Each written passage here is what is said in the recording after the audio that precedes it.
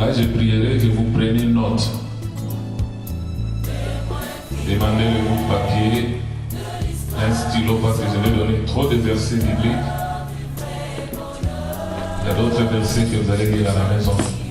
Dieu de grâce et de bonté, l'auteur de la vie, nous bénissons ton nom parce que tu es amour. Tu es le roi du ciel. Tu es le merveilleux sauveur. Maître des temps des circonstances. Merci de nous avoir donné ce temps favorable, Père.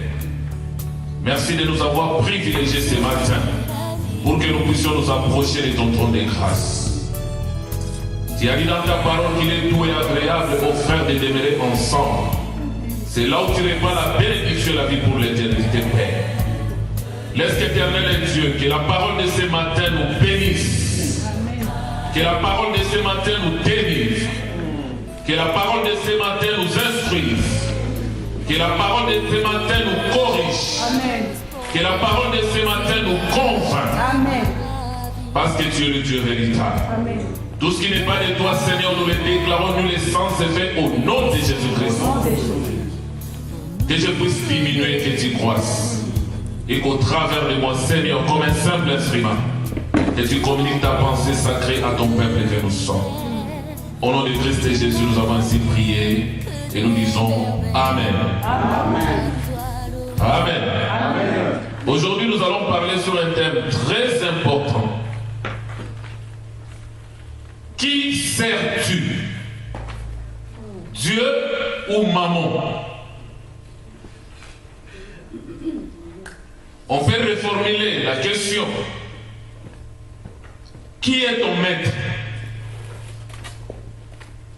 Qui te dirige? Qui te commande? Dieu ou maman? Alléluia. Amen. Nous prenons Matthieu, l'évangile de Matthieu au chapitre 6, les versets 19 à 25. Et nous allons aussi prendre Luc, chapitre 16, les versets 11 à 13. Il y a beaucoup de versets. Vous allez aussi prendre le Proverbe, chapitre 3, les versets 9 à 10, 2 Timothée 3, le verset 1 à 5, 1 Timothée 6, les versets 7 à 12. Je reprends, Proverbe 3, les versets 9 à 10, 2 Timothée 3, les versets 1 à 5, 1 Timothée 6, les versets 7 à 12. Mais notre texte de base, c'est dans Matthieu au chapitre 6, les versets 19 à 25, et nous allons associer aussi Luc chapitre 16, les versets 11 à 13. J'ai lu au nom de Jésus. Amen. Ne vous amassez pas de trésors sur la terre, où la terre et la rouille détruisent, et où les voleurs percent et dérobent. Mais amassez des trésors dans les ciels, où la terre, la rouille ne détruisent point, et où les voleurs ne percent ni ne dérobent. Là où est ton cœur, ton trésor, là aussi sera ton cœur. Je prends le verset 24. Nul ne peut servir deux maîtres, car il haïra l'un et aimera l'autre, ou il s'attachera à l'un et méprisera l'autre. Vous ne pouvez servir Dieu et maman. Amen. Amen. Luc 16. Après nous allons revenir dans Matthieu 6.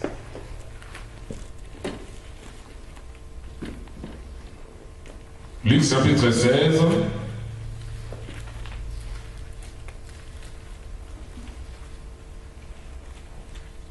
Les versets 11 à 13.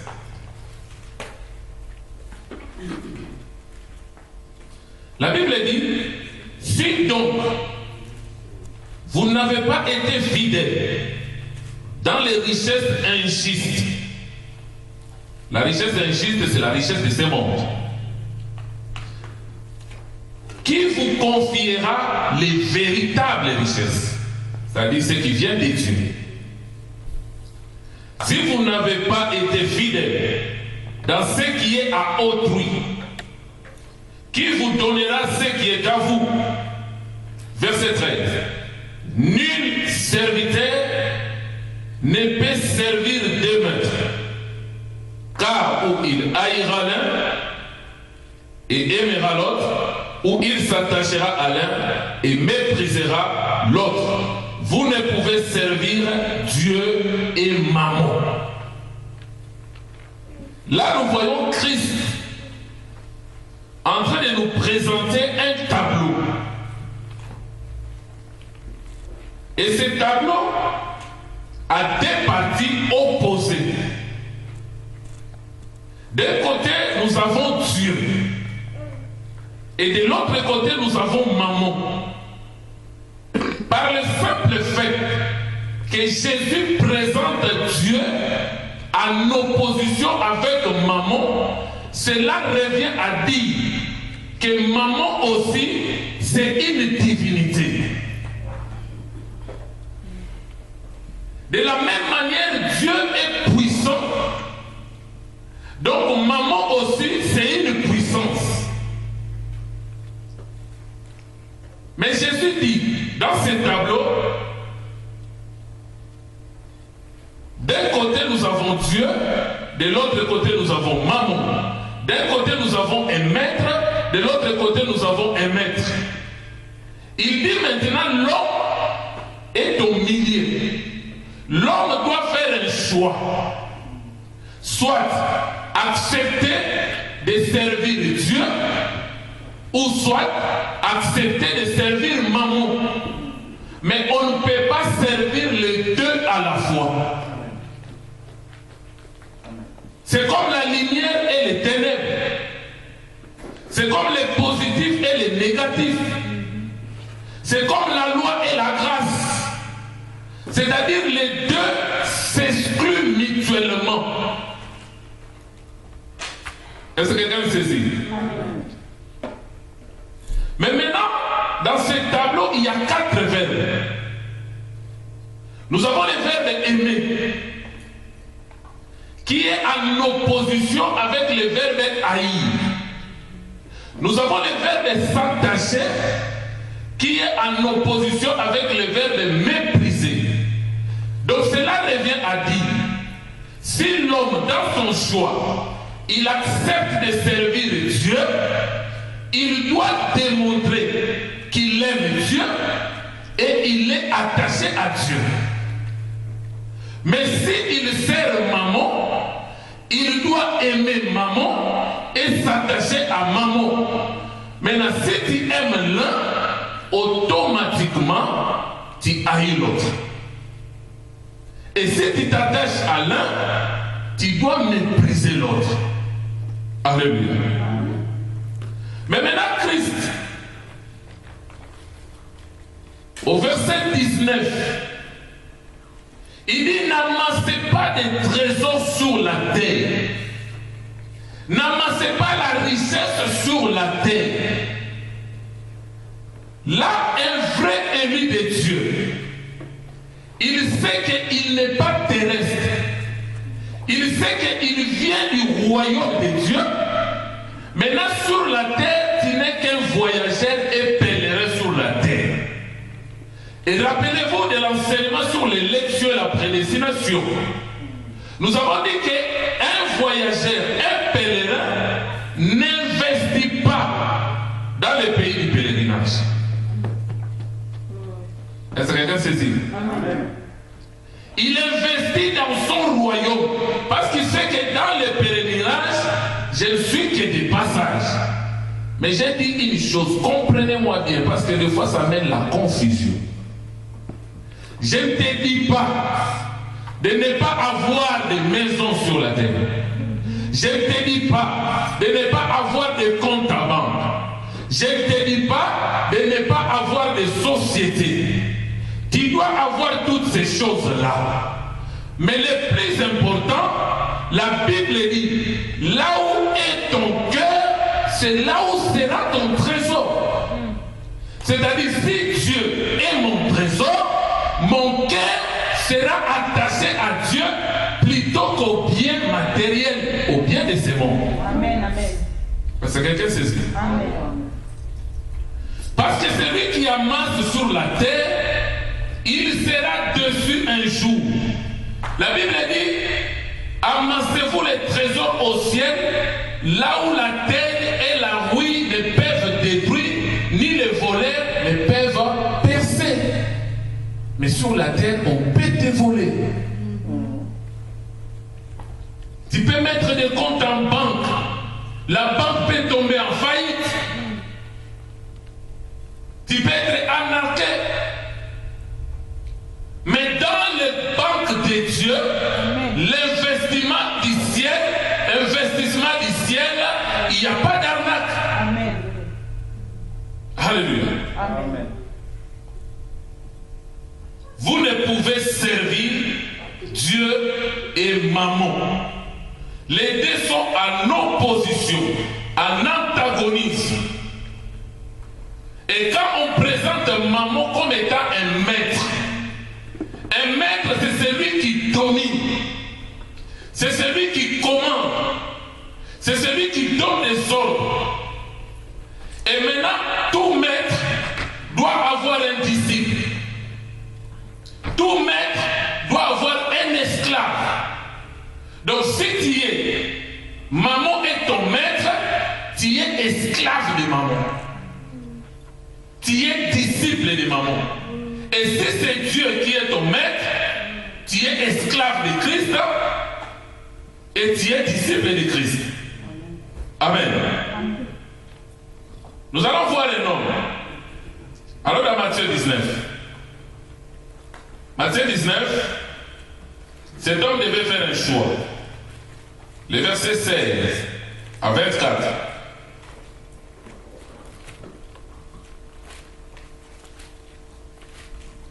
La Bible dit, et voici un homme s'approcha et dit à Jésus, Maître, que dois-je faire de bon pour avoir la vie éternelle? Il lui répondit, pourquoi m'interroges-tu sur ce qui est bon? Un seul est bon.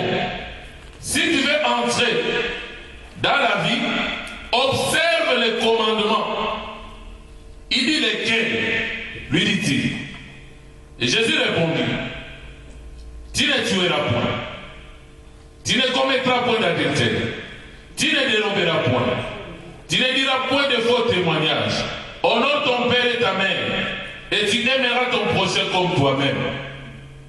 Et le jeune homme lui dit, j'ai observé toutes ces choses.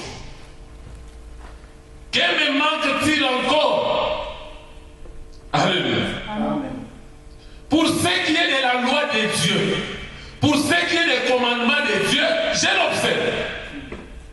Maintenant, que me manque-t-il? Verset 21. Jésus lui dit, si tu veux être parfait, va, vends ce que tu possèdes, donne-le aux pauvres, et tu auras un trésor dans le ciel, puis viens et suis-moi. Alléluia. Amen. Cet homme avait amassé des trésors sur la terre. La Bible l'appelle un jeune homme riche. La Bible n'a pas donné son nom, mais la Bible a donné la position de cet homme sur la terre. Un jeune homme riche. Il avait la fortune. Il était riche. Mais maintenant, Christ lui propose les transferts.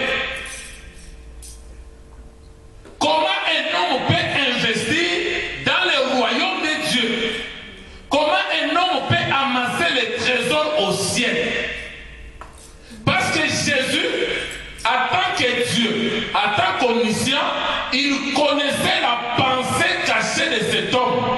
Jésus savait que dans le cœur de cet homme, je n'ai pas de place. C'est maman qui règne dans son cœur.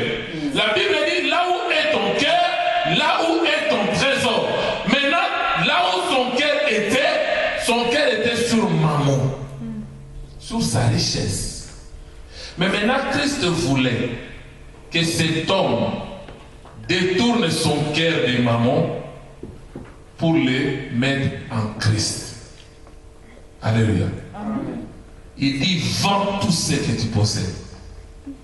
Quand tu donneras l'argent aux pauvres, quand tu distribueras tout, tu es en train maintenant de transférer tes fonds dans le royaume de Dieu. Là, tu seras riche dans le royaume de Dieu. Et la Bible dit, verset 23, après avoir entendu ces paroles, le jeune homme s'en alla tout triste. Parce que pour ce jeune homme, il voulait servir Dieu et maman. J'ai besoin de ma richesse. J'aime ma richesse. Mon cœur est branché sur ma richesse. Mais je vais garder ma richesse, garder maman, en même temps garder Christ. Avoir les deux maîtres à la fois. Mais Christ a dit, nul ne peut servir deux maîtres. Alléluia.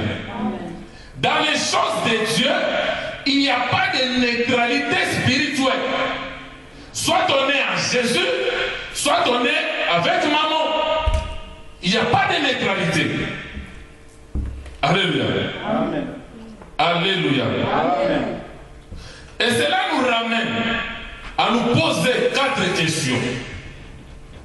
Qui est maman? Nous allons essayer de répondre à cette question. La deuxième question, comment fonctionne-t-il? Comment maman fonctionne? Troisième question, comment adore-t-on maman? Et quatrième question, comment adore-t-on Dieu? Je vais reprendre pour ceux qui prennent note. Qui est maman? Vous allez essayer de définir maman. Comment fonctionne-t-il? Comment adore-t-on maman? Et comment adore-t-on Dieu? Alléluia.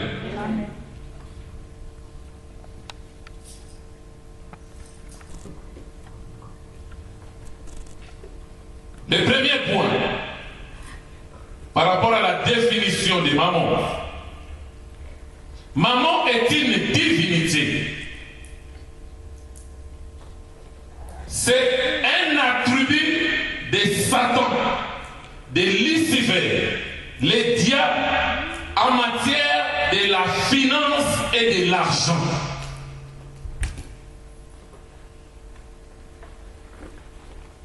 Maman, c'est la personnification de l'argent qui est en opposition ou en antagonisme avec Dieu.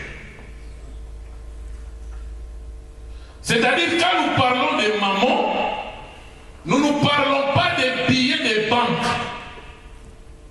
mais nous parlons de l'esprit qui est derrière ces billets. Une autre définition, maman, c'est un système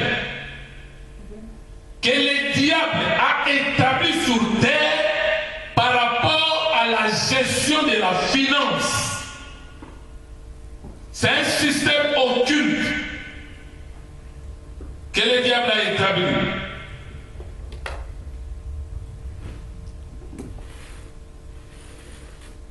Alléluia. Alléluia. Amen. Maman, il y avait culte de maman en Phénicie. Parce que maman, c'était une divinité phénicienne. On l'adorait en Phénicie. On l'adorait à Tyr et dans les environs. Et cette divinité, par rapport aux Phéniciens, c'était les symboles de la richesse, les symboles du bonheur, les symboles du bien-être, les symboles de la stabilité de la vie, et c'était les symboles de plaisir.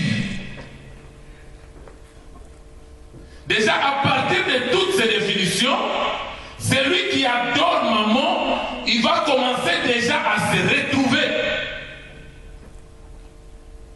Parce que maman n'a pas seulement les adorateurs comme des païens, mais il y a aussi ceux qui se disent enfants de Dieu, ceux qui se disent chrétiens, ceux qui se disent pasteurs, prophètes, serviteurs de Dieu. Ce sont aussi des adorateurs de maman. Et nous allons les voir. Alléluia. Amen. Alléluia. Amen. Si tu prends, tu considères la richesse de ce monde comme symbole de la stabilité de la vie, tu adores maman. Si tu considères la richesse de ce monde comme symbole du bonheur, tu adores maman. Si tu considères la richesse de ce monde que la Bible appelle la richesse injuste et incertaine, et toi tu les considères comme symbole du bien-être, du plaisir, tu adores maman. Il y a des serviteurs de Dieu en matière d'argent. Il y a des chrétiens en matière d'argent. Il peut te dire, on peut jouer à autre chose, mais en matière d'argent, moi là, je ne blague pas. Là, tu es serviteur de maman. Alléluia. Amen. Luc 12.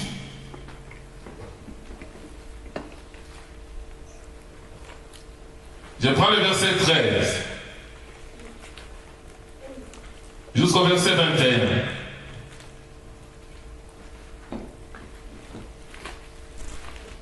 Quelqu'un dit à Jésus, du milieu de la foule, Maître, dis à mon frère de partager avec moi notre héritage.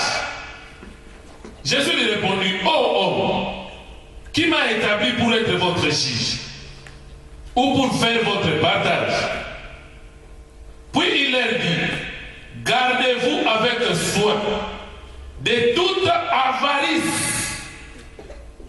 Toute personne qui est animée par l'esprit d'avarice adore maman.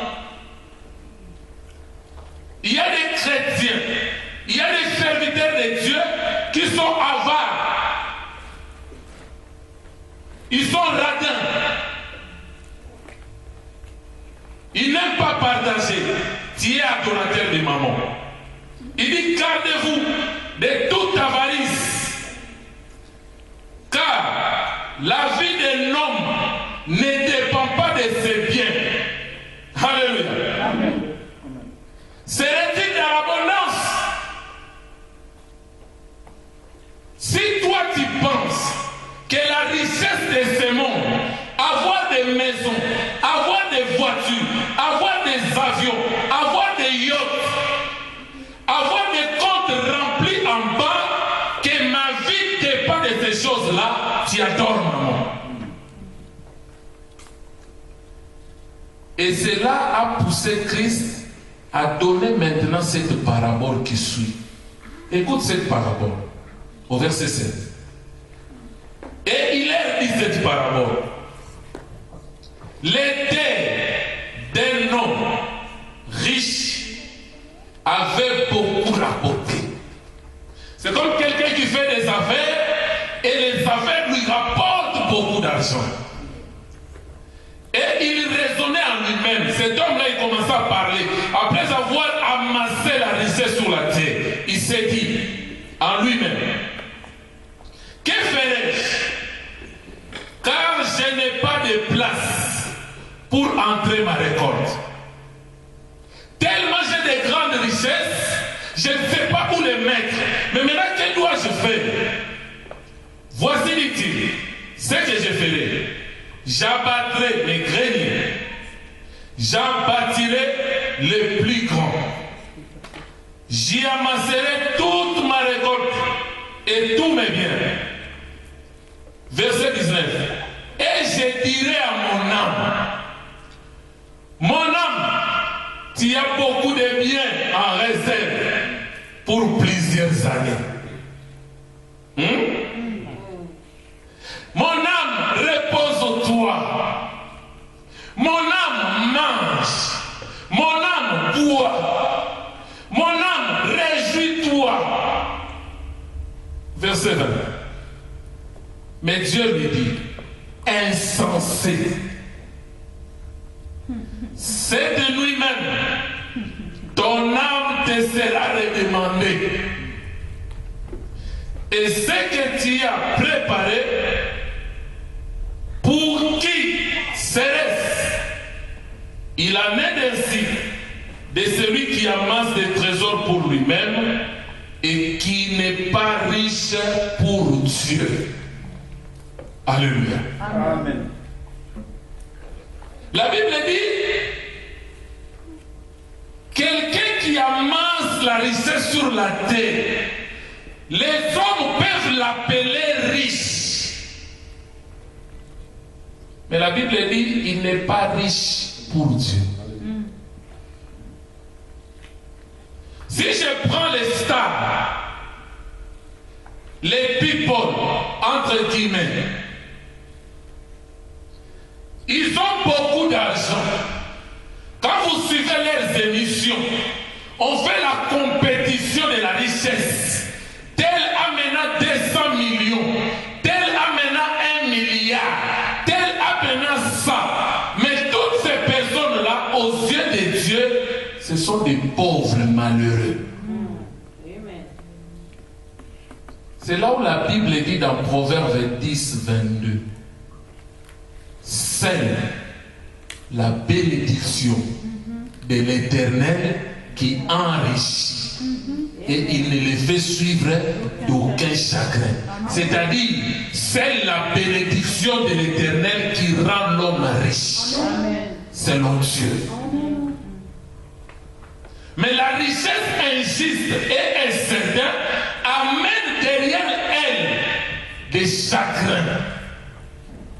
Alléluia. Amen. La prophétie dit ceci. Alors dans 2 Timothée 3, qu'est-ce nous dit la prophétie? 2 Timothée chapitre 3. Sache que dans les derniers jours, il y aura des temps difficiles.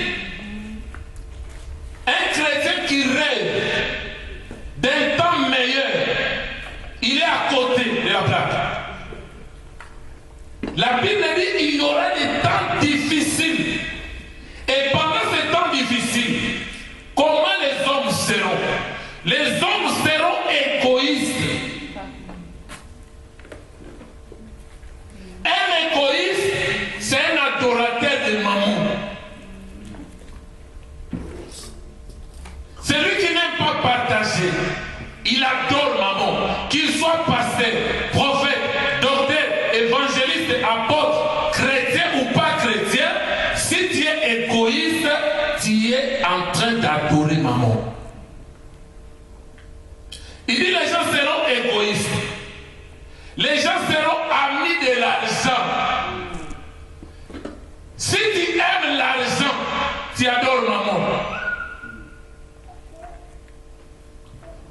Aujourd'hui, même dans le milieu évangélique, même dans l'église, il y a des chrétiens, il y a des serviteurs de Dieu qui adorent l'argent plus que Dieu.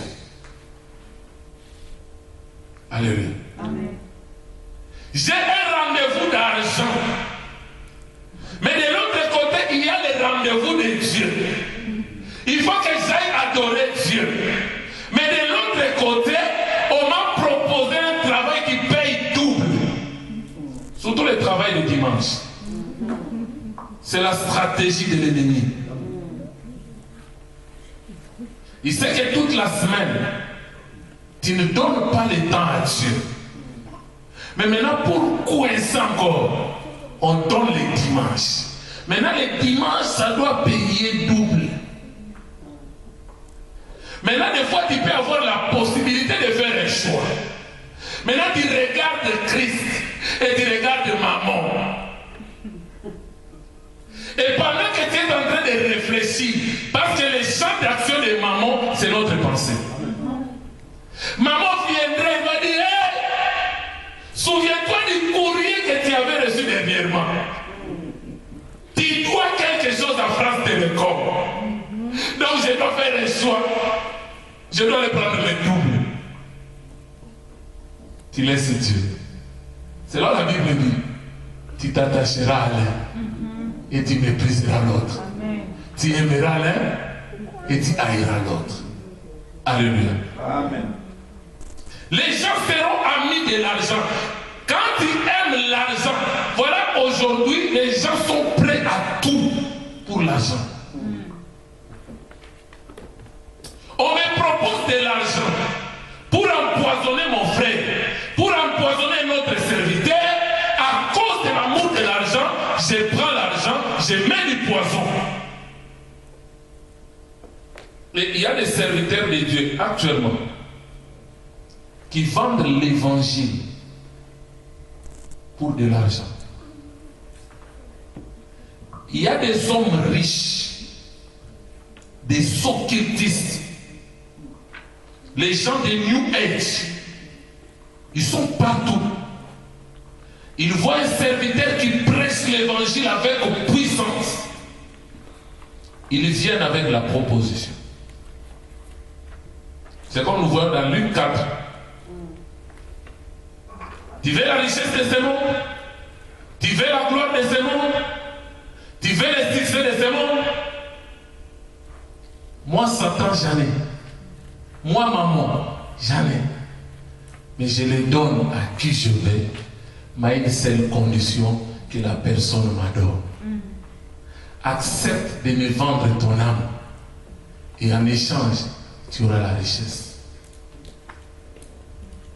Pour un salaire mensuel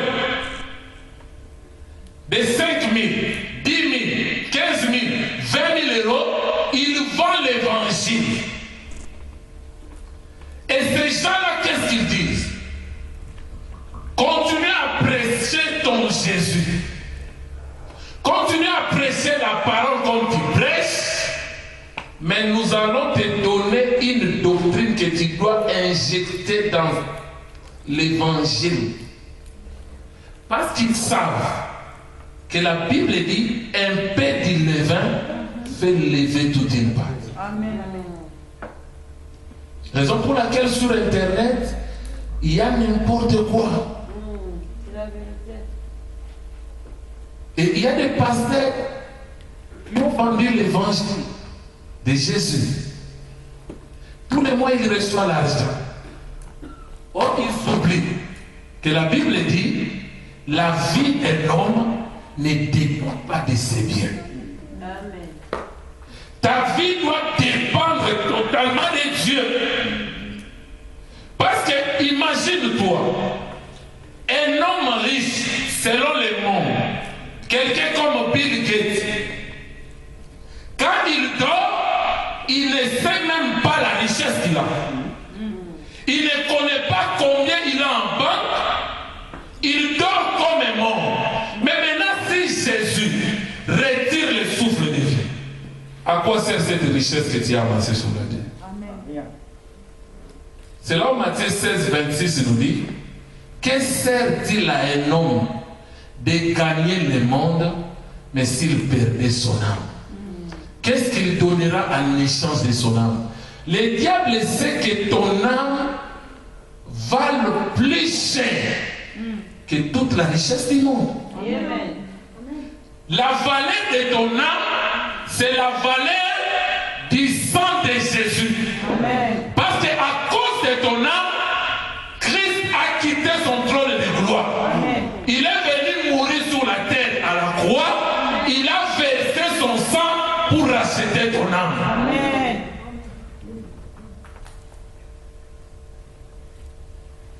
Qu'est-ce qu'un homme donnera en échange de son âme?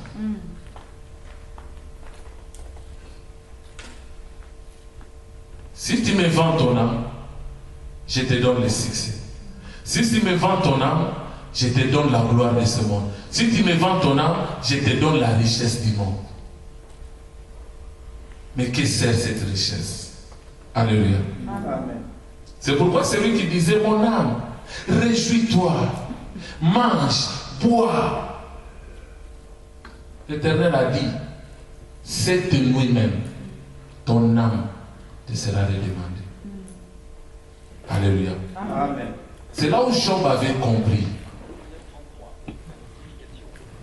L'accusation de l'ennemi, Satan, se porte sur l'intérêt que la personne porte sur Jésus et sur son œuvre. Dieu a dit, as-tu remarqué mon serviteur Job? Il n'y a personne sur la terre comme lui. Un homme intègre, craignant Dieu, se détourna du mal. Et le diable a dit, c'est bien, c'est tout à fait normal. Alléluia. Amen. C'est normal. Pourquoi normal? Tu l'as béni. Lui, sa famille. Le pays est couvert de toute sa richesse. Non seulement tu l'as béni, mais tu les protèges encore et tu protèges tes biens. Donne seulement la permission que je touche. Et tu verras comment il va te revenir en face. Est-ce une manière désintéressée que Job te craint? S'il te craint, c'est parce qu'il voit son intérêt. Alléluia. Amen. Mais quand Dieu a donné la permission, qu'est-ce qu'il a dit? Détruis tout, mais ne touche pas son âme. Son âme est plus importante que toute cette richesse. Et quand le diable a tout détruit, comme la femme de Job était adoratrice de Mammon, parce que pour la femme de Job, ce qui fait notre fierté dans cette ville, c'est la richesse de mon mari. Maintenant, l'Éternel a tout pris. Job insulte Dieu et meurt. Job a dit, femme insensée, nu, j'étais venu sur la terre, nu, je retournerai dans les scènes de la terre. Quand je suis venu dans le monde, je n'avais rien emporté, et il est évident que je n'amènerai rien quand je partirai. Amen, amen. L'Éternel a donné, l'Éternel a repris, mais que son nom soit glorifié. Amen. Voilà un vrai adorateur de Dieu. Alléluia. Amen. Alléluia. Amen. Les gens seront fanfarons, hautains, blasphémateurs, rebelles à leurs parents, ingrats, irréligieux, insensibles, déloyaux, calomniateurs, intempérants, cruels, ennemis des gens de bien. Quand tu es quelqu'un de bien, tu auras des ennemis. Et ne sois pas surpris, c'est la prophétie. Alléluia. Traîtres. À cause de l'argent, ils sont prêts à trahir. À cause de l'argent, ils sont prêts à tuer. À cause de l'argent, ils sont prêts à empoisonner. La Bible dit emporter, enflé d'orgueil, aimant le plaisir plus que Dieu. Les adorateurs de maman aiment le plaisir. Or, la richesse de ce monde ne donne pas le bonheur, mais ça donne le plaisir. Le bonheur, c'est Dieu qui le donne. Tu peux ne pas être riche financièrement comme le souhaite le monde, mais tu es heureux. Amen. Tu es dans le bonheur. C'est là où Christ dit, Si tu as de quoi manger, si tu as de quoi te vêtir, cela te suffira. Parce que le corps qu'il t'a donné est plus que les vêtements. Le ventre qu'il t'a donné est plus que la nourriture. Mais pourquoi tu t'inquiètes? Celui qui s'inquiète de sa vie, il adore maman. Hein? Quand tu t'inquiètes, qu'est-ce que je mangerai demain? Qu'est-ce que je porterai demain? Qu'est-ce que j'aurai demain? Tu adores maman. La Bible dit, qui, par ses soucis, peut ajouter une tirée, une coudée sur la tirée de sa vie? Personne. Mais maintenant, si vous êtes incapable, par tes soucis, par tes inquiétudes, de changer ta situation, pourquoi faites-vous des soucis du reste? À chaque jour suffit sa peine. Un jour, je vais donner un enseignement. Jusqu'où Dieu peut amener ses enfants. Tu vas voir que Dieu peut t'amener à l'extrême. Amen. Tu dis, tu as la foi. Je vais t'amener à l'extrême pour éprouver ta foi. Seigneur. Alléluia. Amen. Quand la Bible dit Abraham espérait contre toute espérance, des fois nous ne réalisons pas. C'est la vérité. C'est-à-dire, j'ai la foi. J'ai quand même besoin de voir des signes. Quand je vois ces signes, ça me rassure par rapport à la promesse de Dieu. Mais Dieu peut t'amener à un niveau où tu ne vois aucun signe. C'est la vérité. Là maintenant, maman vient. Il dit, c'est Dieu qui a raison sur moi. Alléluia. Amen. Dieu t'a fait la promesse. Tu seras le père d'une multitude de nations. Mais le même Dieu qui a fait la promesse, il a pris ta femme Sarah, il a rendu stérile. Comment la promesse va s'accomplir? Tu vas arriver à un temps, tu dis, avec Dieu, je trouve, c'est comme si c'est impossible. On peut recourir à la tradition. Abraham, va vers ma servante. Va vers Agar. Alléluia. Amen. On n'aide pas Dieu. Amen. Il a voulu aider Dieu. Et aujourd'hui, nous avons les conflits au Palestine. Jusqu'à présent. Alléluia. Amen.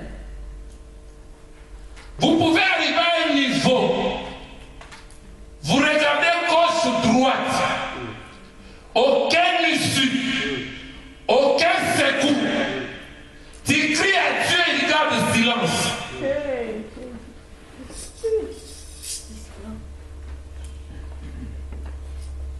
J'ai eu Ismaël. 25 ans après, j'ai eu Isaac. Maintenant, Isaac amène ma consolation. Isaac fait ma joie. Quand je vois Isaac, je dis, oh, la prophétie s'est accomplie. Maintenant, je deviendrai le père de multitudes de nations. Et Dieu vient. Donne-moi ton fils. Ton unique. Il précise bien celui que tu aimes.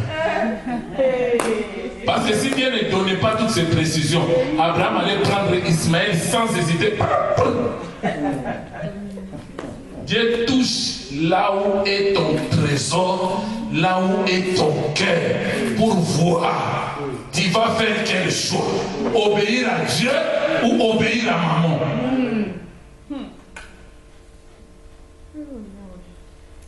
Alléluia. Amen. Abraham dans les chemins de l'obéissance avec son enfant. Comme Isaac était habitué dans les sacrifices avec Abraham, il savait ce qu'ils avaient l'habitude d'amener. Il dit, papa, je porte le bois. Amen. Amen. Je vois les feux. Mais où est l'agneau? Alléluia. Amen. L'enfant que je dois sacrifier me pose la question. J'espère qu'Abraham avait dit à Isaac, reste un peu là, il tourne devant les rochers, il pleure. Après il se fortifie, Seigneur, j'obéis. Il vient Isaac, allons. Mais il a dit, Dieu pourvoira. Amen. Oh Jésus. Des fois, quand tu regardes les problèmes avec la salle de réalité, tu te dis, mais non, c'est pratiquement impossible. Amen. Dieu t'amène à l'extrême Amen. Yes. Oh, Jesus. pour voir ta foi. Amen. Jesus is Lord. Abraham arrive à un niveau. La Bible dit quand il a vu mourir Jean, il dit à ses serviteurs, restez ici. Moi et l'enfant, nous irons adorer le Seigneur et nous allons revenir. Oh. Mais pourtant Dieu a demandé Isaac. Il a évoqué la notion de la résurrection. Amen. Parce que le Dieu là qui m'avait promis, le Dieu là m'a donné, si je lui donne Isaac, mais ce que moi Abraham je sais, je ne retournerai pas mes vies. Amen. Soit il les ressuscite, je ramène l'enfant, soit il me donne un autre enfant. Qu'est-ce que je dois dire à Sarah? Alléluia. Amen. Amen. Il y a des épreuves. Vous pouvez être en couple, mais ça ne concerne que toi l'homme. Ou ça ne concerne que toi l'enfant. Yes. C'est vrai. Alléluia. Amen. Amen. La Bible dit, au moment où Abraham a résolu dans son cœur, il a tué Isaac dans son cœur, il restait l'acte physique. Il a pris le couteau, Dieu a dit, hé, moi je vois le cœur. Tu as déjà obéi. Oh. Amen. Regarde de l'autre côté. Il a vu un bélier attaché. Et Abraham a dit, tu es Jéhovah Jireh. Amen. Alléluia. Amen. Amen. Ce n'est pas Dieu qui dit qu'il est Jéhovah Jireh. Ce n'est pas Dieu qui dit qu'il est Jéhovah Rapha. Ce n'est pas Dieu qui dit qu'il est Jéhovah Tsidkenu. Ce n'est pas Dieu qui dit qu'il est Jéhovah Olam. Ce n'est pas Dieu qui dit qu'il est El Shaddai. Mais c'est quand Dieu amène son enfant dans l'extrémité, dans l'extrême, et qu'il manifeste sa puissance, par rapport à cette révélation, toi-même tu donnes un nom à Dieu.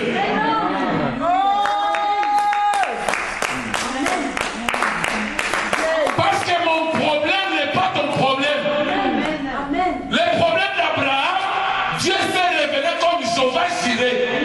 Mais pour Josué, c'est l'éternel Tsidkenu, l'éternel ma justice. Pour Moïse, l'éternel ma bannière. Tu veux expérimenter Dieu? Accepte les épreuves de la foi. Amen. Amen. Et dans ces épreuves, Dieu t'amènera à l'extrême. La Bible dit Abraham n'avait plus raison, selon les hommes, d'espérer à quoi que ce soit. Parce que tout ce qui pouvait permettre à Abraham d'espérer, Dieu avait tout balayé. Maintenant, il espérait contre toute espérance. Il a cru et il devint le Père des multitudes. Oh. Amen. Thank you, Lord. Alléluia. Amen. Alléluia. Amen. Amen. C'est lui qui a l'amour de l'argent. Il adore maman. 1 Timothée 6, les versets 7 à 12. La Bible dit l'amour de l'argent, c'est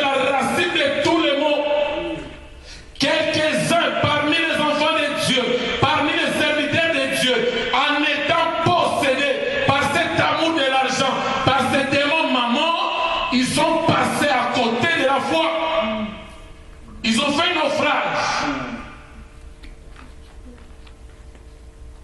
Je préfère rester fidèle à Dieu avec les paix qu'il me donne jusqu'à la fin de ma vie sur terre que de vendre l'évangile pour avoir des millions et à la fin tu vas en enfer. Alléluia. Amen.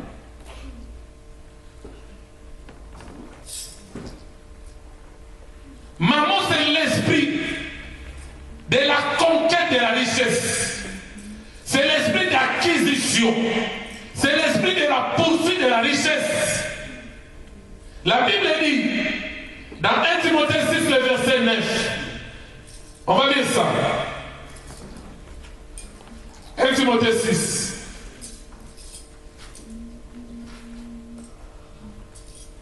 Le verset 9. Je commence au verset 7 pour comprendre. Car nous n'avons rien apporté dans le monde. Et il est évident que nous n'en pouvons rien apporter. Si donc nous avons la nourriture et les vêtements, cela nous suffira. Mais ceux qui veulent s'enrichir, ils tombent quoi? Ils tombent dans la tentation et dans les pièges et dans beaucoup de désirs insensés et pernicieux qui plongent les hommes dans la ruine et dans la perdition.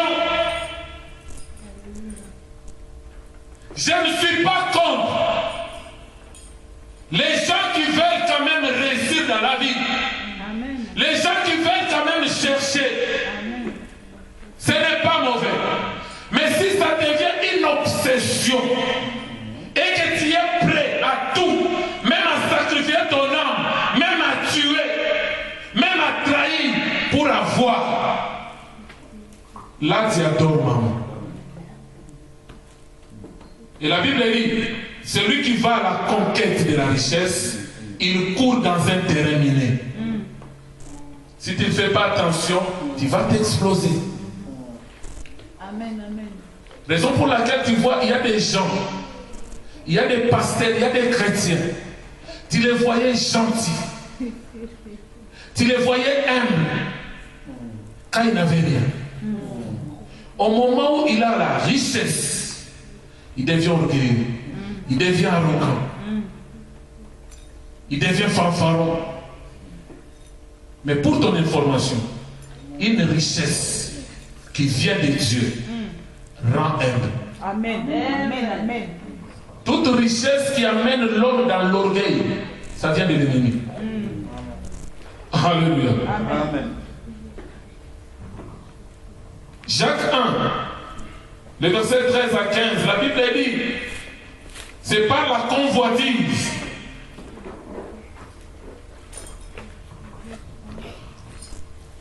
C'est la convoitise qui est à la base de toutes ces choses.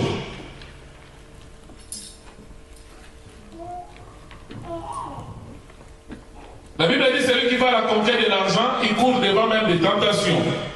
Mais là, Jacques 1, 13 nous dit quoi? Que personne, lorsqu'il est tenté, ne dise, c'est Dieu qui me tente. Car Dieu ne peut être tenté par le mal, et il ne tente lui-même personne. Dieu nous éprouve, mais il ne nous tente pas. C'est le diable qui tente, dans le but de faire chuter. Amen. Amen. Mais le verset 14 dit quoi? Mais chacun est tenté quand il est attiré et amossé par sa propre convoitise. Puis la convoitise, lorsqu'elle conçut, enfante le péché. Et le péché étant consommé, produit quoi? La mort. Un adorateur de Jésus n'a pas la convoitise. Tu ne peux pas convoiter l'autre. Tu ne peux pas envier les païens. Il y a un verset dans Malachie 3 qui dit que nous estimons heureux les païens, les méchants. Ils tentent Dieu et ils échappent.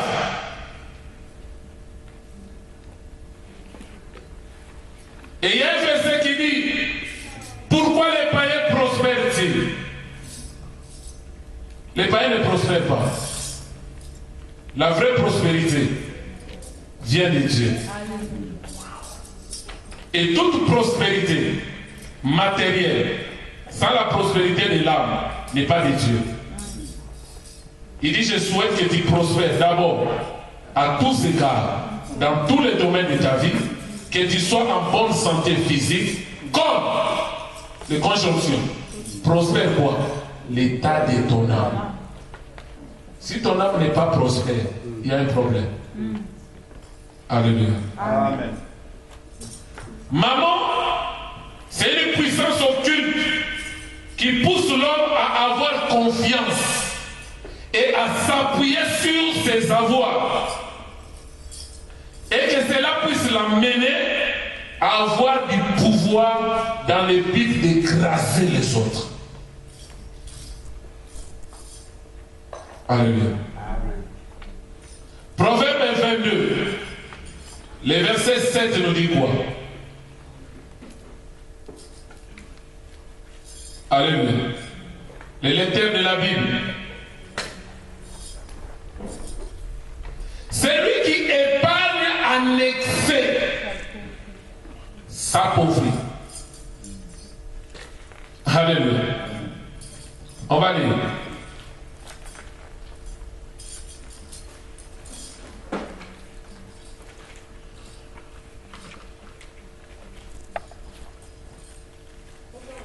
Proverbe 22.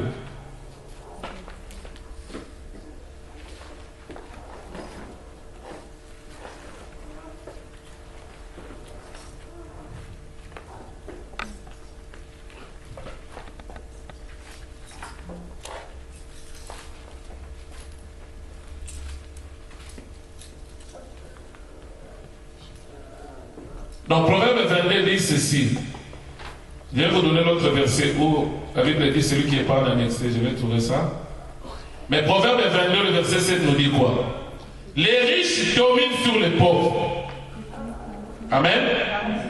Et celui qui emprunte est esclave de celui qui prête. Un adorateur de Jésus n'est pas quelqu'un qui emprunte à tout moment.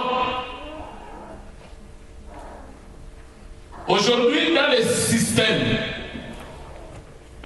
bancaires, les systèmes que maman a établis sur terre, c'est pour pousser les gens à l'endettement. Et quand ils entrent dans ces cercle est vicieux, tu ne sortiras pas de cet engrenage. La Bible dit, celui qui emprunte devient esclave de celui qui l'a emprunté.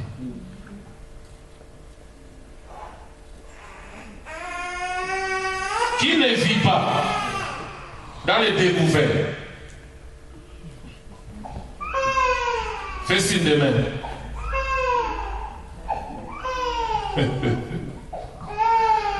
Alléluia. C'est un système pour appauvrir. Il faut sortir de là.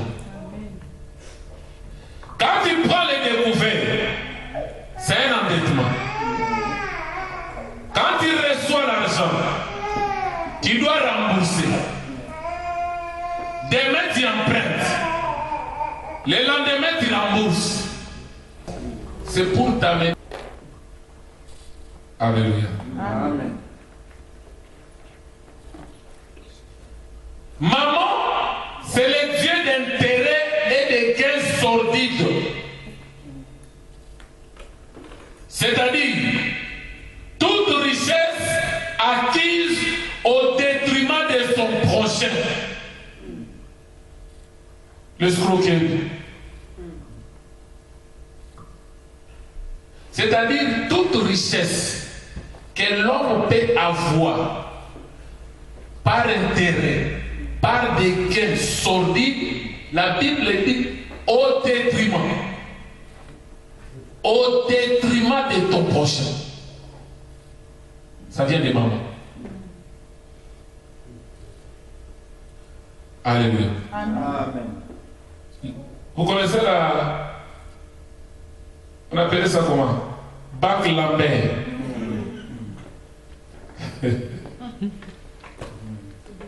Ton frère est dans le problème, dans les difficultés.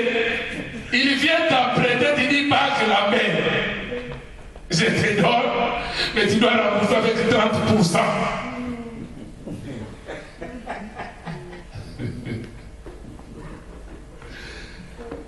Mais maintenant, quand tu prends les 30%, toi, ta vie, tu commences seulement à donner aux gens. 30%. Pas 30%. Tu deviens riche par rapport aux 30%. C'est la richesse des mamans.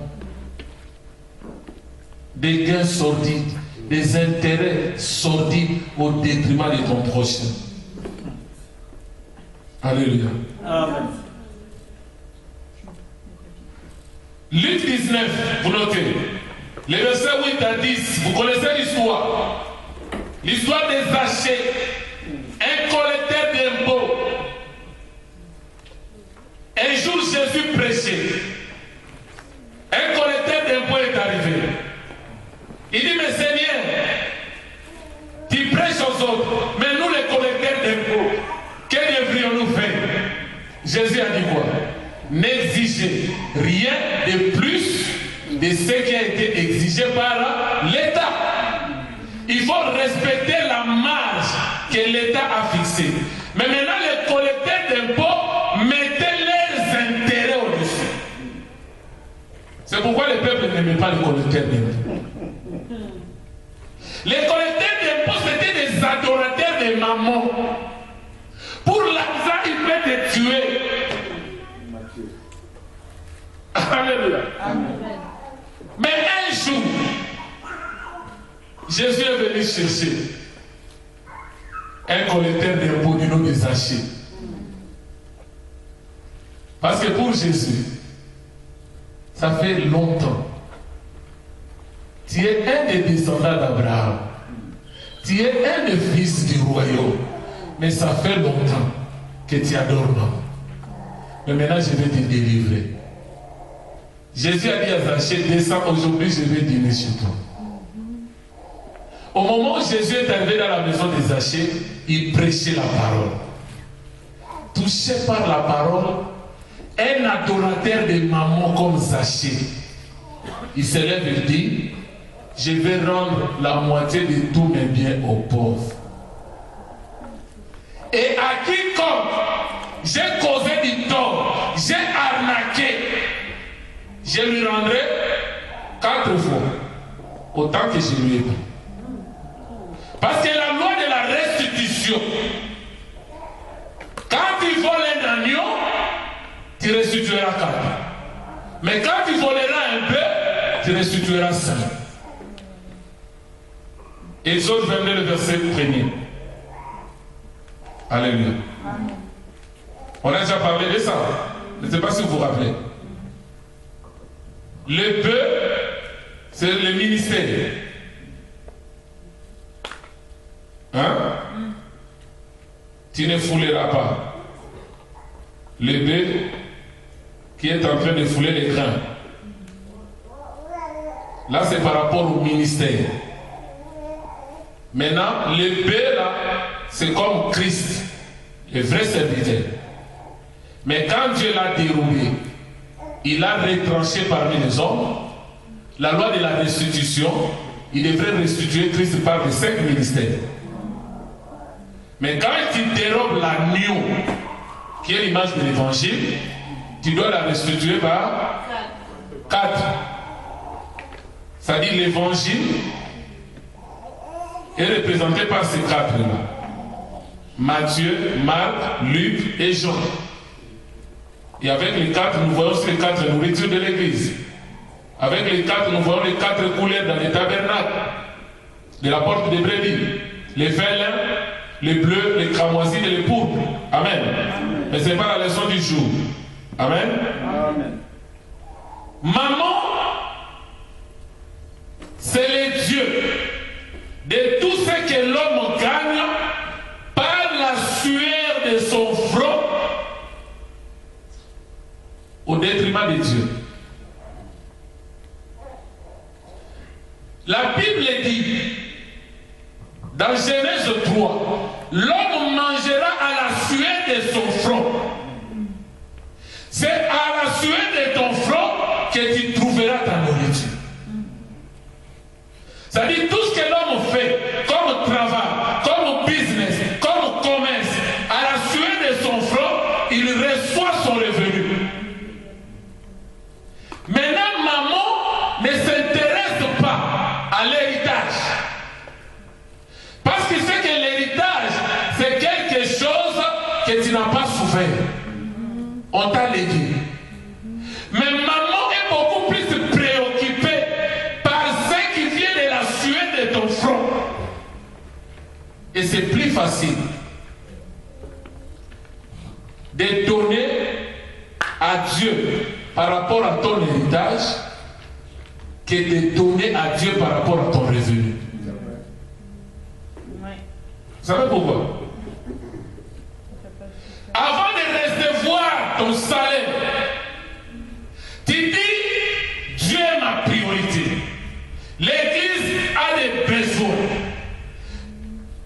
Je dois d'abord commencer par enlever ma portion consacrée que nous appelons la dîme, enlever mon offrande, faire encore un don d'action de grâce à l'église.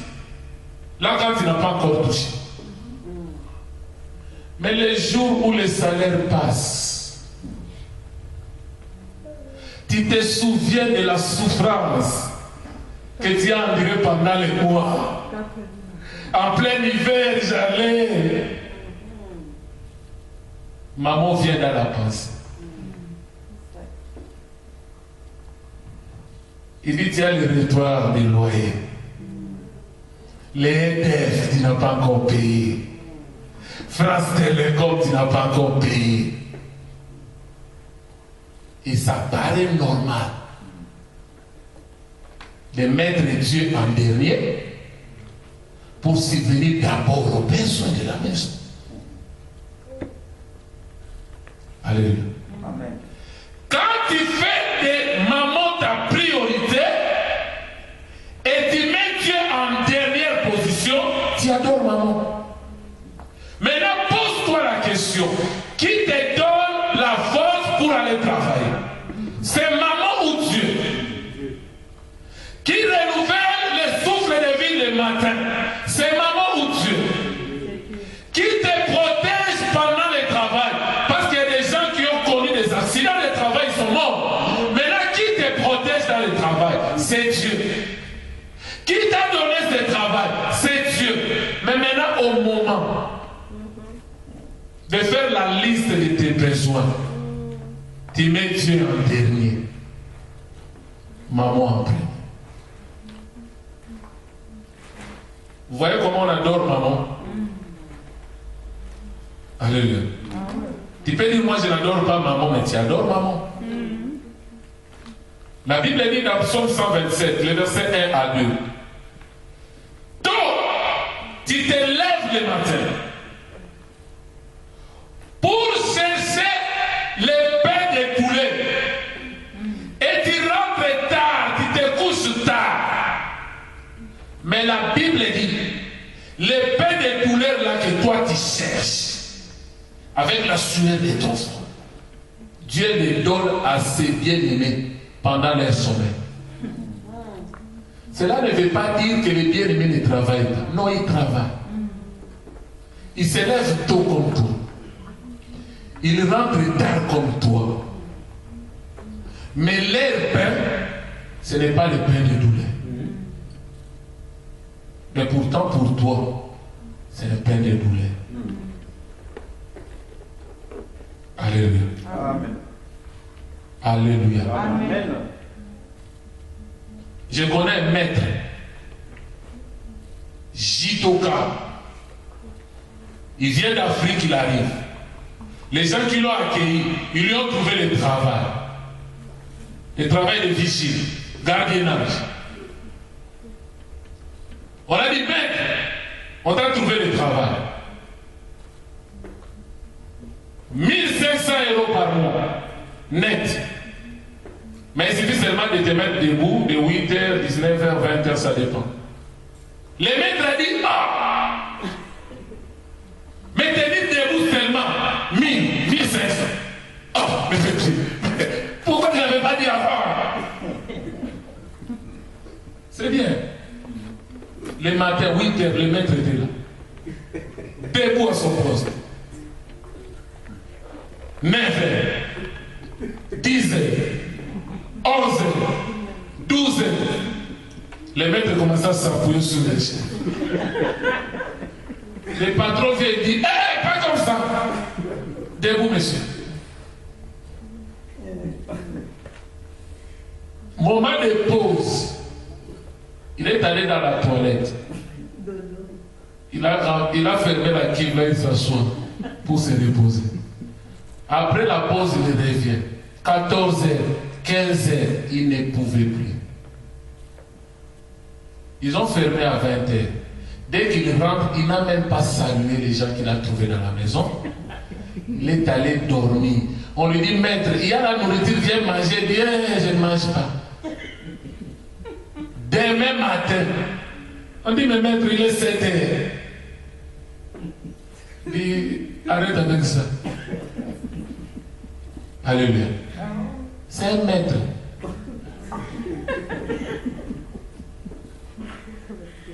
Maintenant, ce qu'il va recevoir, c'est le pain du poulet.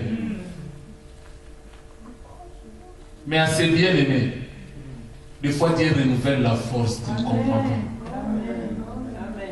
Tu reviens du travail fatigué, tu dors, tu te réveilles le matin, tu sens qu'il y a une force. Tu vas du travail. Mais maintenant, le Dieu qui t'aide, qui renouvelle cette force-là, tu le mets en dernier. C'est ça, adorer maman. Comment fonctionne maman? C'est une question. Alors dans Exode 10, les versets 24 à 26.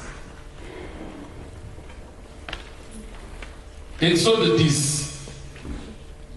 Nous allons comprendre la stratégie de maman.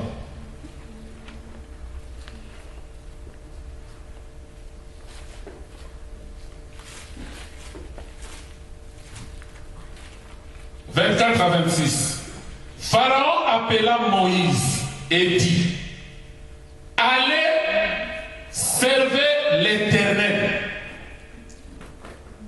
Il y aura que vos brebis, vos bœufs qui resteront, et vos enfants pourront aller avec vous. Moïse répondit, tu mettras toi-même entre nos mains de quoi faire des sacrifices et des holocaustes que nous offrirons à l'Éternel notre Dieu. Nos troupeaux iront avec nous, et il ne restera pas un ongle, car c'est là que nous prendrons pour servir l'Éternel notre Dieu, et jusqu'à ce que nous soyons arrivés, nous ne savons pas ce que nous choisirons pour offrir à l'Éternel. Écoute la stratégie de Satan. Dieu a dit à Moïse, va libérer mon peuple. Alléluia. Pour qu'ils aillent m'adorer, pour qu'ils aillent me servir dans le désert. Maintenant, maman sait que pour adorer Dieu, pour servir Dieu, il faut des sacrifices et des holocaustes. Alléluia. Amen. Maintenant, comment le diable a joué dans cette histoire? Quand Moïse lui fait pression, d'abord Pharaon a dit ceci, je vais libérer les hommes. Vous les hommes, allez adorer Dieu. Mais laissez vos femmes, vos enfants et vos biens. C'est là où tu verras. Il y a des familles, on peut dire chrétiennes, où l'homme prie, et la femme ne prie pas. Ça dit, maman a dit, je libère l'homme. Mais la femme, les enfants, les biens, je mettais ça comme mes esclaves. Moïse a insisté. Il dit maintenant je vais libérer les femmes, mais je garde les enfants. Il faut bien. C'est-à-dire il y a des familles où la femme prie, soit l'homme ne prie pas, ou les deux. Les parents prient, mais les enfants ne prient pas. Tout ça, ce sont les stratégies des mamans. Pourtant, la Bible nous dit, inculque à l'enfant la voie qu'il doit suivre. Quand il sera grand, il ne s'en détournera point. Amen. Il y a des familles ou des couples qui viennent à l'église adorer Dieu, mais ils laissent leurs enfants à la maison. Où sont les enfants? On les a laissés jouer. Toi, tu viens adorer Dieu, tu laisses tes enfants. Moïse a dit, nos femmes, nos enfants iront avec nous. Après, Pharaon a lâché prise. Il dit maintenant, allez aussi avec vos enfants, mais je garderai vos biens. Cela vient dire quoi? Allez servir votre Dieu avec tout votre être, esprit, âme et corps. Mais pour ce qui est de vos biens, vos richesses, moi, maman, je garde ça. Alléluia. Amen. Et tu verras, il y a des gens, ils savent que j'ai l'argent à la maison. Si je vais à l'église, j'amène l'argent avec moi, on peut faire une demande. Ou ça peut être le moment des offrandes, le moment d'action de grâce, je risquerai de donner. Donc je préfère laisser aller main vide. Comme ça, même si on fait l'appel, je ne bouge pas, je suis main vide.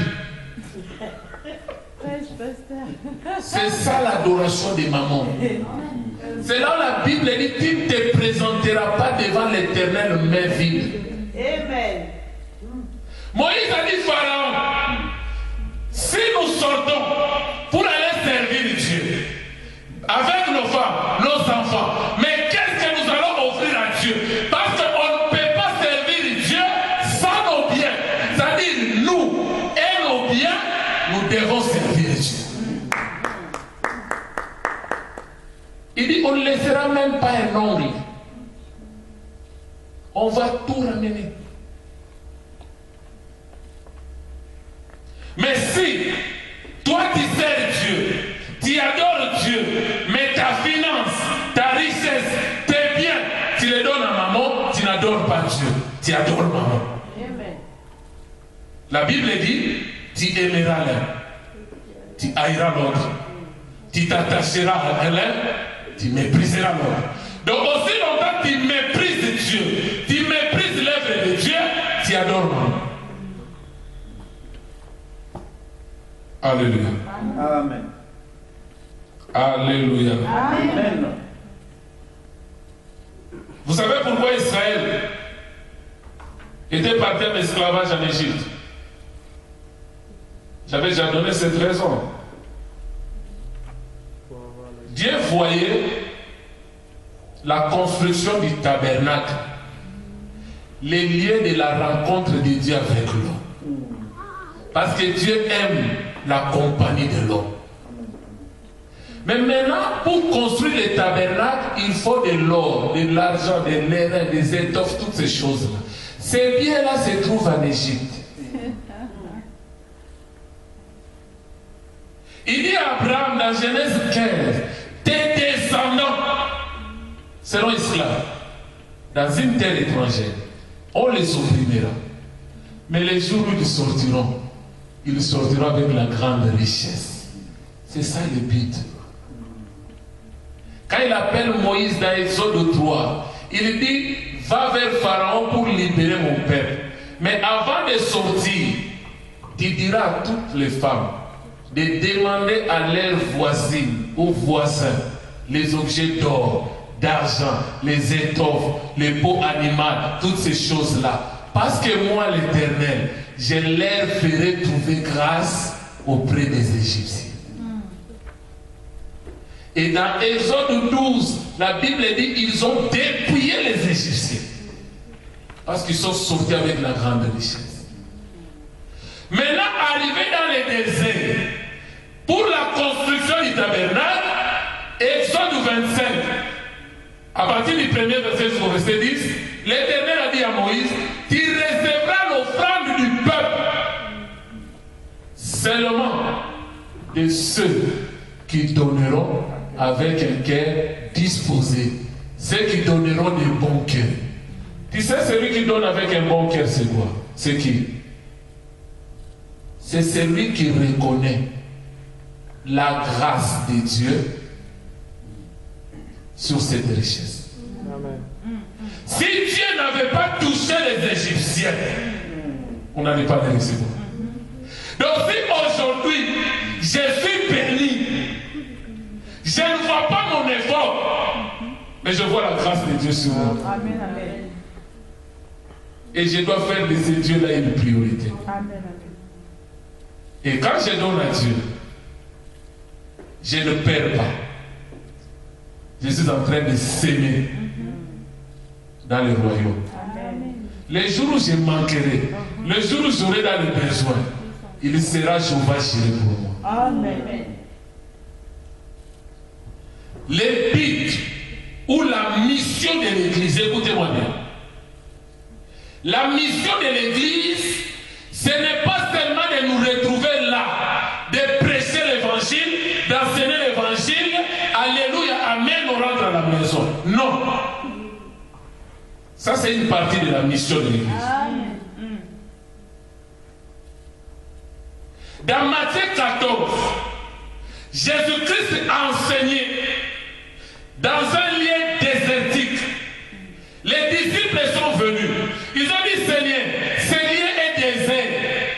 Renvoie la foule pour qu'ils aillent acheter à manger, d'y vivre. Quelle était la réponse du Seigneur? Donnez-leur vous-même à manger. Vous notez Matthieu 14, à partir du verset 15 jusqu'au verset 21. Il dit donnez-leur vous-même à manger. C'est-à-dire quoi? La mission de l'Église, c'est d'enseigner le peuple, et la mission de l'Église, c'est de prendre soin aussi du peuple matériellement, financièrement. Amen, amen. Est-ce que quelqu'un me saisit? Amen.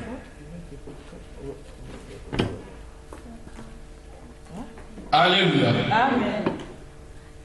Jésus a dit dans Luc 4, l'homme ne vivra pas du pain seulement, mais de toute parole qui sort de la bouche de Dieu. C'est-à-dire l'homme, il a besoin de la nourriture spirituelle qui est la parole, il a aussi besoin de la nourriture physique. Quand on parle du pain physique, nous voyons les pouvoirs sociaux, économiques et financiers.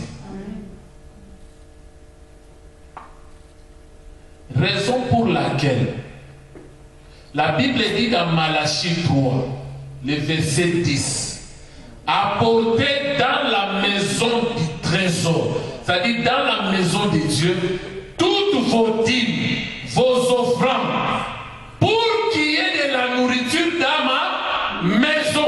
Parce que l'Église du Seigneur doit avoir aussi la nourriture pour prendre soin de ses fidèles. Amen. Maintenant, le diable, malin qu'il est, pour faire passer l'Église à côté de sa mission, il utilise la facette de maman. Parce qu'il sait, si les gens apportent à l'Église et que l'Église a de quoi subvenir aux besoins de ses fidèles, ça sera une église forte, ça sera une église qui accomplit parfaitement sa mission. Aujourd'hui, tu peux avoir des gens à l'église. Ils viennent écouter la parole. Ils viennent recevoir l'enseignement. Mais maintenant, au quotidien, ils ont des problèmes. Il peut y avoir des problèmes de loyer. On peut les mettre dehors. Il peut y avoir des problèmes de travail. Il peut y avoir des problèmes de transport. Il peut y avoir des problèmes de la nourriture. Mais maintenant, c'est là où la Bible dit, quand tu connais que ton frère a un problème, tu le sais. Et tu as la possibilité de l'aider. Il vient te voir, toi tu lui dis, sois béni au nom de Jésus, sans lui donner ce qui est nécessaire, tu l'as maudit.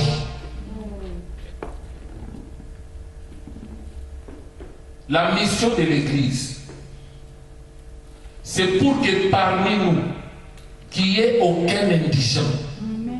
C'est pour que parmi nous, qu'il n'y ait pas de pauvres. La Bible dit à l'Église primitive, ceux qui avaient plus, ils vendaient leurs terrains, ils vendaient leurs maisons et ils apportaient l'argent à l'Église au pied des apôtres et on distribuait à chacun selon ses besoins. Et parmi eux, il n'y avait aucun indigent. Là, vous notez Actes, chapitre 2, les versets 44 à 47.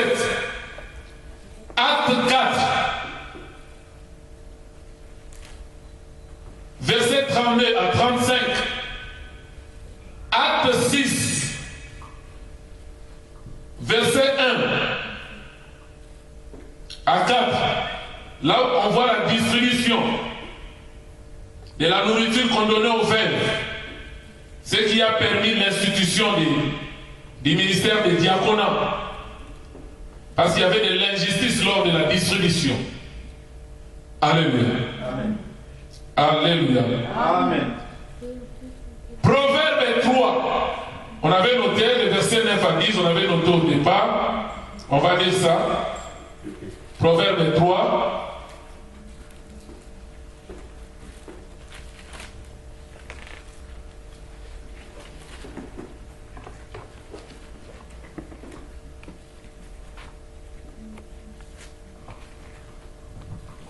Écoute ce que dit la Bible.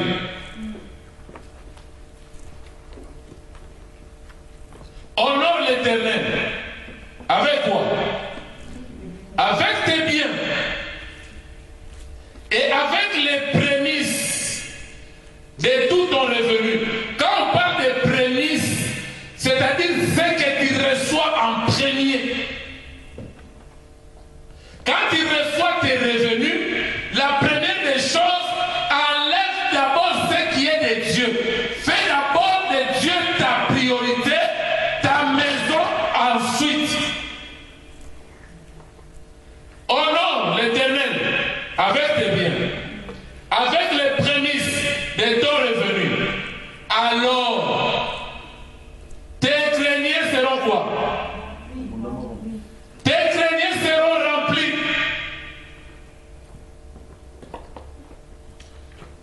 Seront remplis d'abondance. Et les qui récolteront des mous. Alléluia. Amen.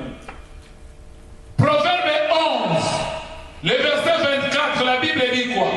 C'est lui qui épargne en excès s'appauvrit.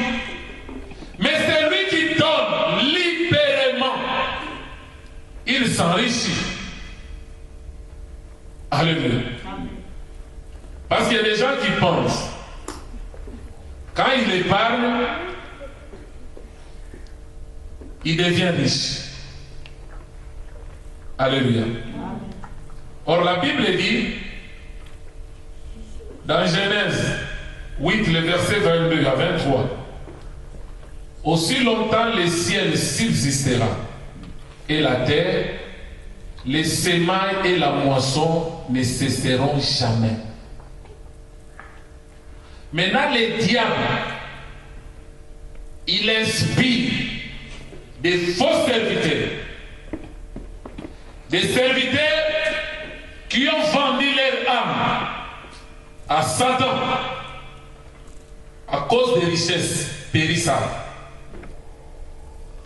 Et il y a des messages qui circulent pour inciter les enfants de Dieu à ne pas honorer Dieu avec leurs biens. Vous avez déjà écouté des messages comme ça? Hein?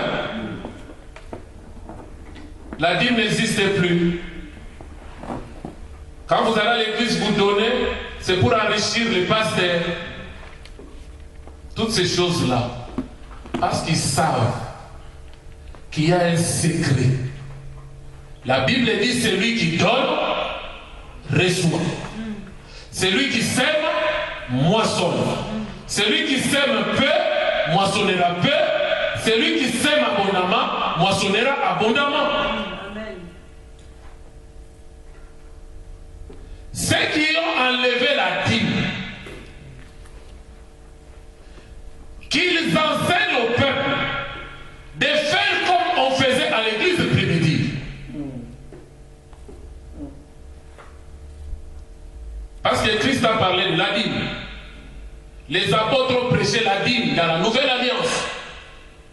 J'avais déjà donné cet enseignement là, c'est sur internet. Les gens qui ont dit que la dîme n'existe pas dans la nouvelle alliance, ils n'ont pas compris. Parce que la dîme veut dire les dixièmes de ton revenu. Ça, c'était les seuils fixés par la loi. Mais maintenant, étant dans la grâce est au-dessus de la loi. C'est-à-dire, dans les temps de la grâce, nous n'allons pas nous limiter à 1/10 de notre revenu, mais nous allons donner plus. Maintenant, quand tu donnes plus, automatiquement, tu ne pourras plus l'appeler dîme. Parce que la dîme veut dire les dixièmes. Est-ce que quelqu'un sait ça? Amen. Écoutez-moi bien. Quand les gens disent que nous ne sommes plus sous la loi, nous sommes maintenant sous la grâce, c'est bien. Mais ce qu'il faut comprendre, il y a des versets dans le Nouveau Testament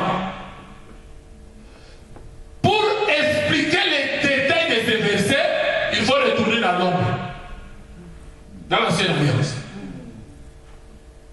C'est là où nous disons que l'oiseau vole avec les deux ailes.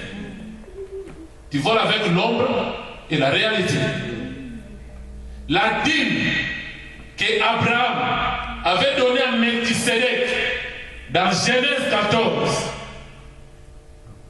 Paul a prêché cela dans Galates 6:6. Parce que Melchisédek avait donné à Abraham deux choses, les pains et les vins. Et Abraham, après avoir reçu le pain et le vin, il lui donna la dîme de tout. Et Paul a présenté cela dans Galates 6:6. Il dit quoi? Celui à qui l'on enseigne la parole de Dieu doit faire part de quoi? De tous ses biens à celui qui l'enseigne. C'est-à-dire que tu dois donner comme tu as résolu dans ton cœur, mais tu ne dois pas donner les 1/10. Tu donnes au-delà, mais avec liberté du cœur. Dans 1 Corinthiens 9, Christ a dit quoi? Que celui qui travaille à l'hôtel mange à l'hôtel. Maintenant, pour expliquer ces versets, il faut retourner dans les sacerdoces lévitiques pour voir les détails. Celui qui travaille à l'hôtel, c'est-à-dire quoi? C'est la nourriture qu'on donnait au sacrificateur parce qu'il travaillait sur l'hôtel. Alléluia. Maintenant, dans les églises où on prêche qu'il ne faut pas donner à Dieu, les peuples sont joyeux. Et ce peuple-là qui est joyeux, ce sont des vrais adorateurs de Mammon. Parce que adorer Mammon, c'est de l'égoïsme. Il y a des gens qui fuient les vraies églises pour aller dans des églises où on dit il ne faut pas donner ici.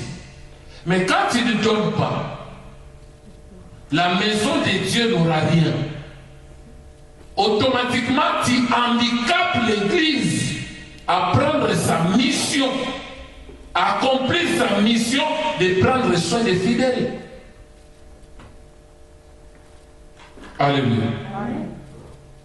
Alléluia. Amen. Vous notez rapidement pour finir. Comment adore ton maman? C'est quand tu t'inquiètes pour ta vie. On avait déjà dit ça. Si ta vie est basée sur les inquiétudes, tu adores maman.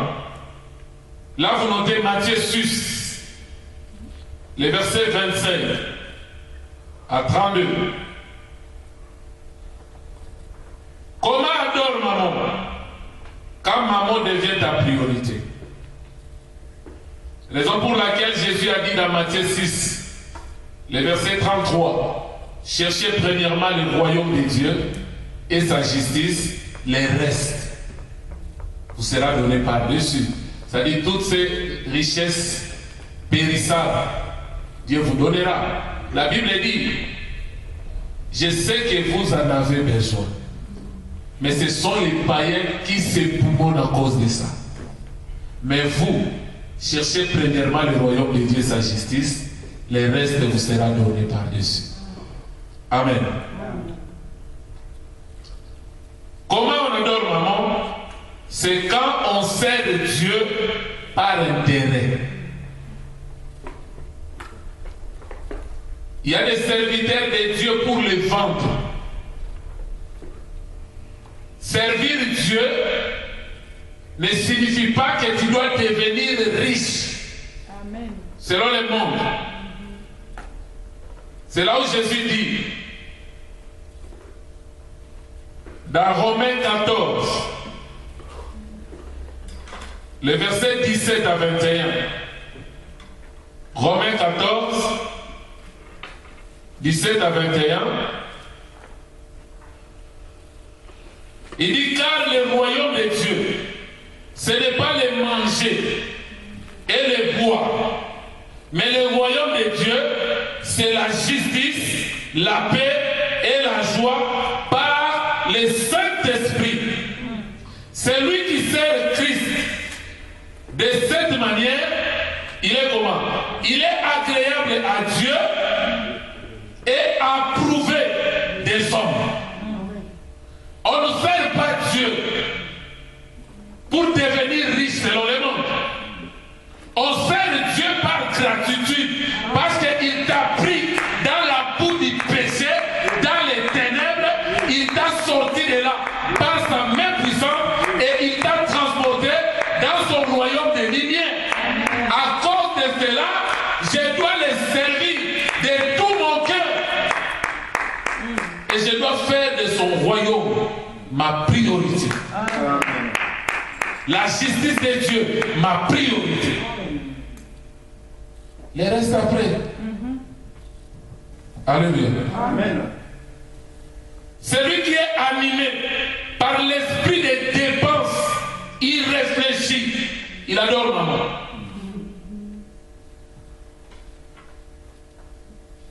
C'est comme le fils prodigue. Dans Luc 15, à partir du verset 11, quand cet enfant a quitté la maison de son père avec son héritage, il n'était pas prodigue. Mais il est devenu prodigue dans le monde. Si tu es animé par l'esprit de dépense, tu adores maman. Il y a des gens, ils n'aiment pas voir l'argent traîner.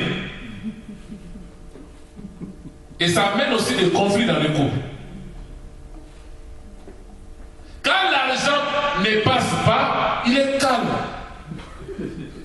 Mais une fois que l'argent passe dans le corps, tu vois, il devient agité. Centre commercial. Et quand il entre, il commence à acheter. Et quand il retourne à la maison, après il se dit, mais qu'est-ce qui m'a pris pour acheter ça? Qu'est-ce qui m'a pris pour acheter ça? C'est l'esprit des dépenses. C'est maman. Il y avait une période, il y avait cet esprit-là qui me secouait un peu.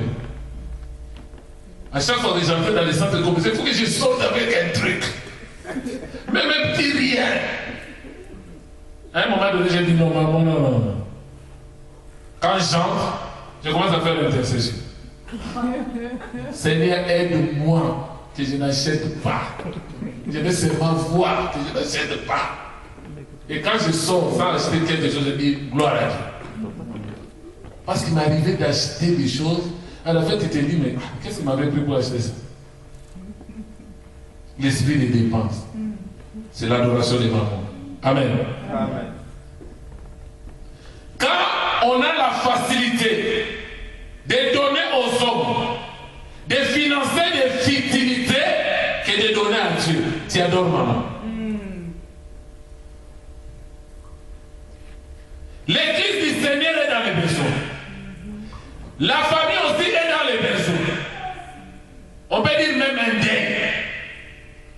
Maintenant, toi, tu es au milieu. L'argent est entre tes mains. Tu dois contribuer pour l'église ou tu dois donner pour les deuils. Hein?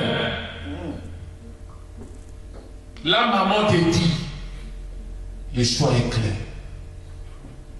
L'église peut attendre. D'abord la femme. Tu adores maman. Alléluia. Amen. Alléluia. Amen. Nous devons faire de Dieu notre priorité. Et c'est lui qui en prendra soin de nous. Alléluia. Amen. Comment adore ton Dieu? Josué 24, le verset 14. À l'époque, Israël était ballotté. D'un côté, il faut servir maman. De l'autre côté, il faut servir Dieu. Et Josué a dit, maintenant, choisissez qui vous voulez servir. Dieu ou maman. Mais moi, je vous informe. Pour moi, Josué, moi et ma maison, nous servirons l'Éternel. Amen. Quand il parle de sa maison, ce n'est pas seulement sa femme et ses enfants, même ses biens vont servir l'Éternel. Amen. Amen. Quand il prend Moïse, dans Hébreux 11, les versets 24 à 27, lui qui a été élevé dans la maison royale, lui qui était préparé en tant que futur pharaon, lui qui pouvait recevoir toute la gloire de la terre, l'honneur des hommes, et toutes les femmes devraient fléchir devant Moïse. Mais la Bible dit, les jours où Moïse a su qu'il était hébreu, refusant d'être appelé fils de la fille de Pharaon, il a accepté d'aller souffrir avec le peuple dans la boue parce qu'il considérait l'opprobre de Christ, l'œuvre de la croix, comme une grande richesse plus que les trésors de l'Égypte. Il a renoncé à tout pour gagner Christ. C'est ça les vrais adorateurs de Dieu. Un serviteur comme Moïse, tu vas le corrompre avec combien? Hein? Tu vas le corrompre avec combien? Des fois, quand nous prenons Christ, parce que c'est lui le modèle par excellence. Mais des fois, quand il dit Christ, c'est lui le vrai serviteur, nous devons être comme lui. Les gens vont dire, mais quelque part, lui, il est Dieu. Mais maintenant, je prends Moïse, parce que Moïse est de la même nature que nous. Il a renoncé à sa position. Il a renoncé à la gloire de l'Égypte. Il a renoncé à toute la richesse de l'Égypte. Parce qu'il considérait l'œuvre de la croix de Jésus comme une richesse plus que tous les trésors de l'Égypte. Et pourquoi tu dois vendre l'évangile de Jésus? À cause des biens matériels, des biens périssables. Alléluia. Alléluia. Amen. Vous notez Acte 8, le verset 20 à 22, là vous allez voir avec Pierre. Vous notez 1 Roi 17, les versets 8 à 16. Là, on nous parle de l'histoire de la veuve de Sarepta. La Bible dit que le monde était dans la sécheresse. Il y avait une crise extrême. Mais l'Éternel a dit à Élie, j'ai ordonné à une veuve de te nourrir. Va à Sarepta. Et quand Élie est arrivé à Sarepta, il a trouvé la veuve en train de ramasser les morceaux du bois parce qu'il lui restait un peu d'huile et un peu de farine pour faire les gâteaux pour elle et pour son fils après attendre la mort. Alléluia. Amen. Mais quand Élie est arrivé chez cette veuve, Élie a dit, l'huile ne manquera pas, la farine ne manquera pas, mais une seule condition, que tu me sers en premier. Alléluia. Amen. Fais d'abord de Dieu ta priorité. Dieu ne te demandera pas quand tu auras des millions. La Bible dit, si tu n'es pas fidèle dans les petites choses, qui te confiera ce qu'il y a tout? Commencez d'abord à montrer ta fidélité quand tu as peur. C'est alors que Dieu te donnera de grandes choses. Si avec le pain que tu as du mal à donner à Dieu parce que tu adores maman, est-ce que tu penses que Dieu te donnera ce qui est à toi? Jamais. Élie a dit, fais d'abord les gâteaux pour moi. Quand je vais manger d'abord, ensuite il fera pour toi et ton fils. C'était pour dire à cette femme, fais d'abord de l'Éternel ta priorité. Et quand tu fais de l'Éternel ta priorité, l'huile ne manquera pas. La farine ne manquera pas. C'est là où Salomon a dit, adorons l'Éternel, honorons l'Éternel avec nos biens et nos prémices. C'est-à-dire Dieu doit être en premier. Dans notre liste des besoins, d'abord Dieu, ensuite nous. Alléluia. Vous allez voir dans Matthieu 2, vous notez, vous allez lire à la maison, les versets 11 à 12. On nous parle des 3 mages. Quand les 3 mages sont allés adorer Jésus, ils n'ont pas adoré Jésus avec leur esprit, âme et corps seulement. Mais ils ont apporté aussi leurs richesses. Ils ont adoré Jésus avec leurs biens. Ils ont amené de l'or, de l'encens et la myrrhe. Voilà les vrais adorateurs de Dieu. Alléluia. Amen. Quand vous prenez 1 Roi 10, les versets 1 à 13, vous allez voir l'histoire de la reine de Saba, la reine de Midi. Il est venu adorer Dieu à Jérusalem. Il est venu écouter la sagesse de Salomon. La Bible dit il a donné des richesses, des talents d'or, des kilos d'or. Quand on adore Dieu avec nos biens, Dieu ne manquera pas de nous bénir. Quand on vient adorer Dieu avec nos biens, ce n'est pas d'enrichir les pasteurs. C'est pour que l'église du Seigneur ne manque de rien.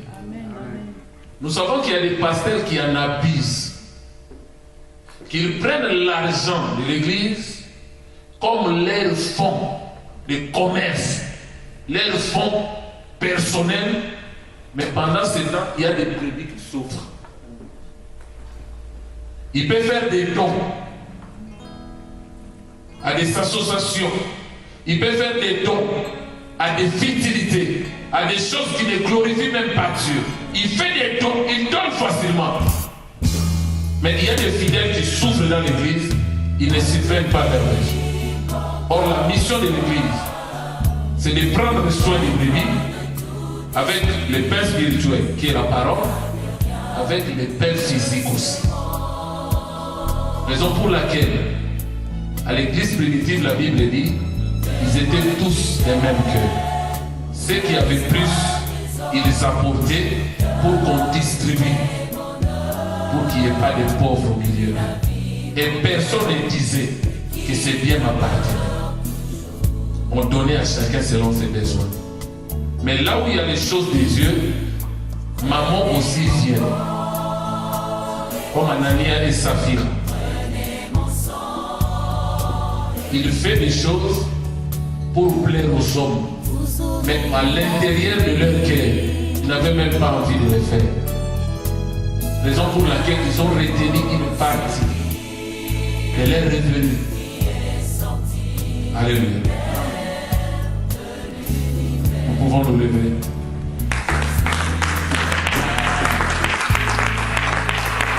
Ma prière est que Dieu nous libère des mammons. Tu dois maintenant prier. Tu dois dire à Dieu, je reconnais que quelque part, j'ai servi maman. Pour nous donner la vie, tu remplis tout l'univers, tu n'accomplis que des merveilles, à toi l'honneur. Tu parlais de la vie que tu étais. Tout l'amour de ton cœur, tu déposes en moi, Seigneur, pour que je t'adore. Premier